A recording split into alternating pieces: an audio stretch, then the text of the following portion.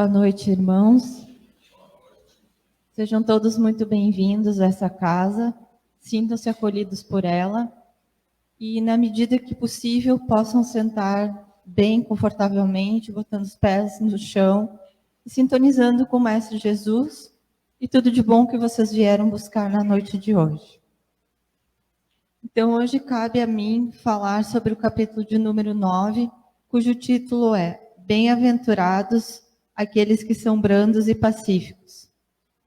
Então, esse capítulo ele tem vários conceitos atrelados a esse título, e um deles, então, é bem-aventurados aqueles que são brandos, porque eles possuirão a terra. Bem-aventurados os pacíficos, porque eles serão chamados filhos de Deus. Todas essas bem-aventuranças, elas estão contidas no Sermão do Monte, quando Jesus esteve com os seus discípulos. E nesse sentido, nós podemos nos perguntar por que Jesus coloca as palavras como princípio básico de convivência. Então, porque ele tinha uma ideia de uma convivência harmoniosa, pacífica entre as pessoas. E muitas vezes a gente vê que o pacífico é confundido com o passivo, que não tem nada a ver uma coisa com a outra, mas que gera dúvidas em muitos momentos. E essa questão da passividade, ela tem a ver com a questão da paz, né, de sermos instrumento de ação benéfica, de podermos ter uma série de outras qualidades atreladas que eu vou falar, e não somente numa fala macia, né, em tese, mas de acordo com uma prática que Jesus mesmo deu exemplo. Ele era o exemplo de paz, ele era o exemplo de harmonia. Então, a gente pode relembrar quando ele falava para as pessoas, a sua sabedoria não ficava só no plano verbal, mas ela ia mais a fundo, instigando com que as pessoas levassem para suas vidas e colocassem em prática, para ver o que acontecia. Então, essa questão prática ela é muito importante até hoje, nos dias que a gente vive, porque aí sim, quando nós praticamos algo, é que nós podemos ter certeza que nós assimilamos essa educação que Jesus nos coloca nos seus escritos. E não só isso, no princípio de Jesus, a gente tem a pluralidade de ideias. Então, é muito importante a gente se abrir para desconstruir certos conceitos e atitudes, para que também a gente consiga ser brando e pacífico no nosso cotidiano, com os nossos amigos, com os nossos familiares, no trabalho, sendo realmente, como eu falei, um instrumento de paz e de caridade. Então, aqui ele trata também da questão da paciência. E muitas vezes a gente pode colocar isso para o nosso dia a dia.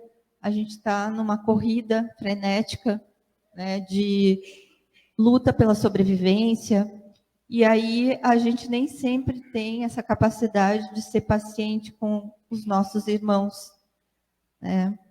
Mas ser paciente também tem a ver com a lei de caridade e de amor.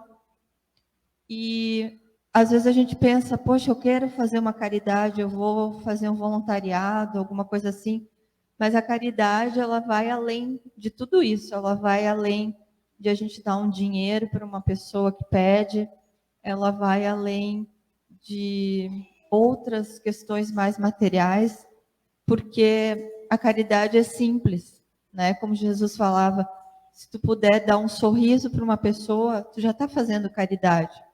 Se tu está tendo empatia com aquela questão da outra pessoa, também é uma forma de caridade. E tudo isso leva com que gere um ambiente de solidariedade entre as pessoas, né? Isso não tem nada a ver com utopia, mas sim com aquilo que Jesus nos deixou de exemplo, que era isso, um exemplo factível, um exemplo que é possível de colocar em prática. Mesmo que faz mais de 2000 anos e a gente ainda não tenha entendido o que ele trazia para nós, a gente pode conseguir colocar isso em prática e perceber o quanto faz de diferença na nossa vida. Outra questão também desse capítulo é a questão do perdão. E é uma das mais difíceis, os maiores desafios que nós encontramos hoje em dia, porque o perdão, ele significa que a gente deixe que o outro vá, né? A gente não fica prendendo ninguém, nem com raiva, nem rancor, nem um sentimento negativo, mas a gente permite se desvencilhar daquele nó e permite que cada pessoa relacionada faça o seu caminho, né? Então, às vezes, o perdão, ele existe, e talvez nós ainda não saibamos como conduzir, mas nesse sentido de permitir, né? A gente não vai estar eximindo aquela pessoa do mal que ela fez. E isso não nos cabe, porque o julgamento é da consciência dela, né? O julgamento é um dia que ela desencarnar, a consciência dela vai trazer à tona. Então, nós não estamos eliminando nenhum, né, nenhum mal que aquela pessoa fez. Ela fez, mas nós estamos permitindo que nós avancemos. No momento que a gente deixa o outro seguir com perdão, a gente também pode ir de uma forma mais leve, sem tanto peso, e de uma forma melhor. E nesse sentido, Pedro, que era apóstolo de Jesus, ele veio um dia falar com o Mestre Jesus assim: Mestre, quantas vezes eu devo perdoar? 7 vezes? E Jesus fala: não, 7 vezes, 70 vezes 7 vezes. Isso significa que é um bocado de várias, né, vezes que Jesus nos concedeu. Então, não é 7 vezes, nem 10.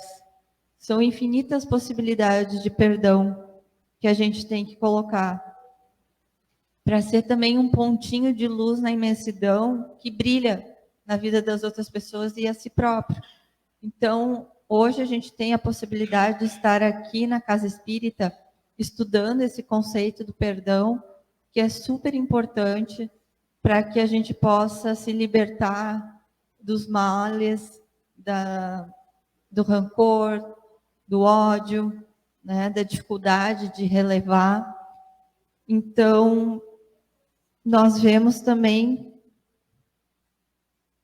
que muitas vezes a gente pensa assim: puxa, mas eu tenho tanto sofrimento na minha vida, dá tudo errado, tudo fica difícil, é muito complicado, as coisas não engrenam, e a gente acaba se rebelando, né, com relação a Deus.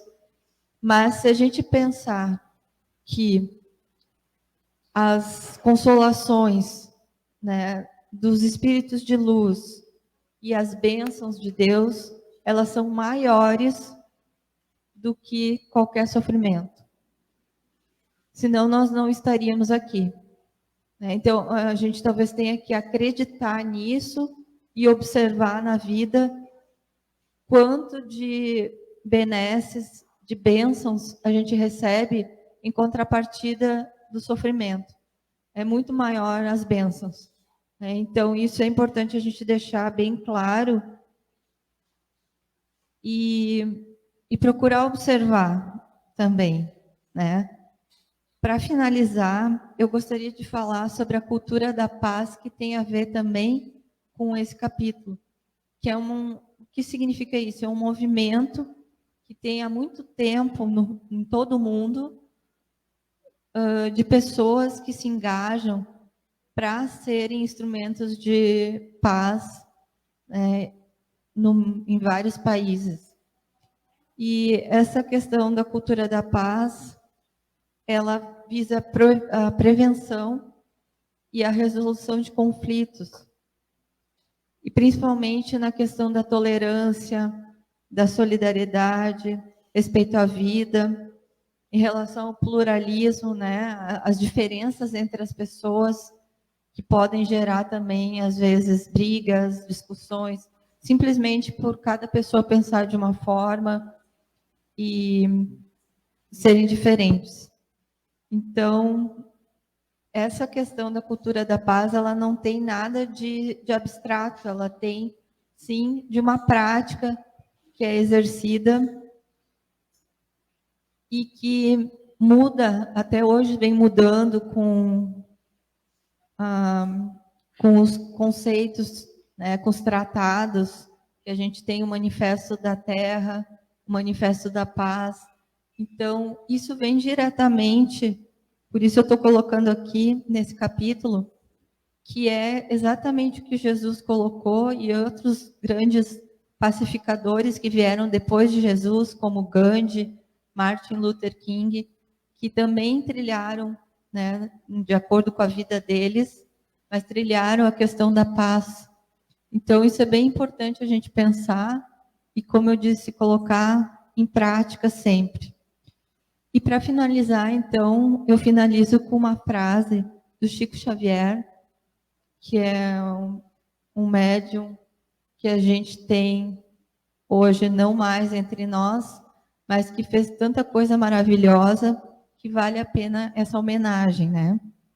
Então ele dizia: fico triste quando alguém me ofende, mas com certeza eu ficaria mais triste se fosse eu o ofensor. Então, fiquem com Deus e que assim seja.